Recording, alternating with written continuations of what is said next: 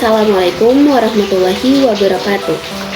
Perkenalkan, nama saya Adelin Putri Rahmah dengan NIM 241130101 dari program studi Hukum Ekonomi Syariah Fakultas Syariah kelas D semester 1. Pada video pembelajaran kali ini saya akan menjelaskan mengenai asas, tujuan, dan fungsi dari hukum. Yang pertama ada asas hukum. Asas hukum secara umum yaitu prinsip atau dasar yang bersifat umum yang menjadi titik tolak pengertian atau pengaturan. Asas sendiri dalam bahasa Inggris dilatinkan sebagai principle, dan menurut pengertian sendiri asas hukum adalah prinsip yang menjadi dasar atau fundamen hukum. Nah, asas hukum juga merupakan jantung dari peraturan hukum. Maka dari itu, asas hukum merupakan unsur penting yang menjadi bagian dari pembentukan peraturan hukum.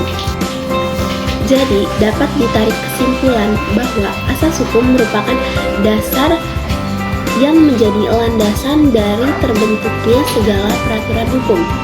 Nah, prinsip ini bersifat umum dan abstrak yang akan menjadi dasar pemikiran di balik segala peraturan hukum yang lebih spesifik. Sebagai contoh, misalnya asas hukum menyatakan bahwa segala perbuatan yang merugikan akan mendapatkan sanksi. Nah, prinsip ini yang akan menjadi dasar peraturan yang mengatur bentuk ganti rugi dan tanggung jawab perdata.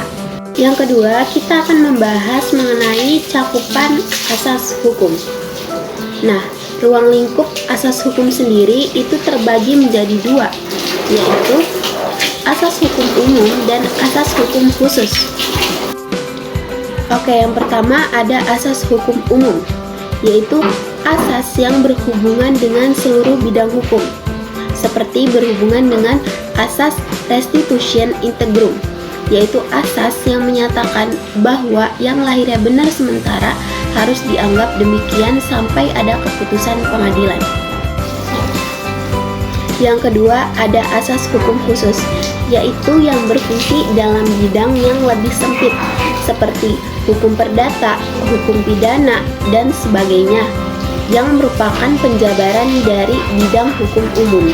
Asas umumnya bersifat dinamis, namun ada juga asas yang bersifat universal yang berlaku di mana saja, kapanpun, tidak terpengaruh oleh waktu maupun tempat, yaitu contohnya seperti asas kepribadian, asas persekutuan, asas kesamaan, asas kewibawaan, dan asas yang menjadi pemisah antara baik dan buruk.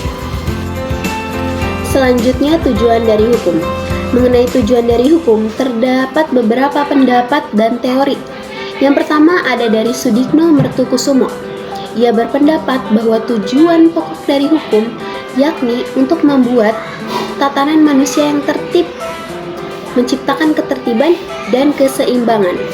Demikian pula Sujono mengungkapkan bahwa dilaksanakannya hukum yaitu dengan misi tertentu, yakni keinsafan manusia yang dituangkan melalui peraturan hukum sebagai sarana pengendali dan pengubah untuk merubah masyarakat supaya damai dan tentram. Adapun Purnadi Purbacaraka dan Surjono Sukanto mengeksplanasikan tujuan dari hukum ialah sebagai kedamaian antar pribadi yang meliputi ketertiban ekstern antar pribadi dan ketenangan intern pribadi. Selanjutnya, Jevan Kan menandaskan bahwa tujuan dari hukum adalah untuk menjaga kepentingan semua masyarakat agar kepentingan tersebut tidak terganggu. Dus asertif bahwa tujuan hukum adalah untuk menjaga kepastian hukum dalam halayak. Dengan demikian, tujuan dari hukum ialah untuk menjaga kepastian hukum yang bersifat berkeadilan dengan berasas pada keadilan dalam masyarakat. Selanjutnya, fungsi hukum. Seperti yang kita ketahui, hukum bersifat mengatur dan memaksa. Hukum juga memiliki kekuatan untuk mengikat tiap-tiap orang agar hukum tetap terjaga, dihormati, dan dipatuhi oleh semua orang. Nah, adapun fungsi hukum terdapat beberapa pendapat dan teori. Yang pertama dari Lawrence, ia berpendapat fungsi hukum itu ada 3. Yang pertama sebagai kontrol sosial, yang kedua penyelesaian sengketa, yang ketiga rekayasa sosial. Sedangkan menurut Mohtar Kusumaatmadja dan Surjono Sukanto, fungsi dari hukum di Indonesia yaitu sebagai sarana pembangunan masyarakat. Adapun Theo juga berpendapat bahwa fungsi hukum ialah untuk menjaga kepentingan masyarakat.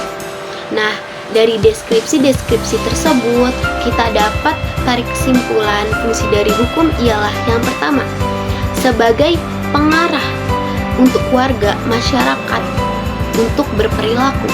Yang kedua, sebagai supervisi dan pengendali sosial. Yang ketiga, sebagai penyelesaian sengketa. Yang keempat, sebagai rekayasa sosial.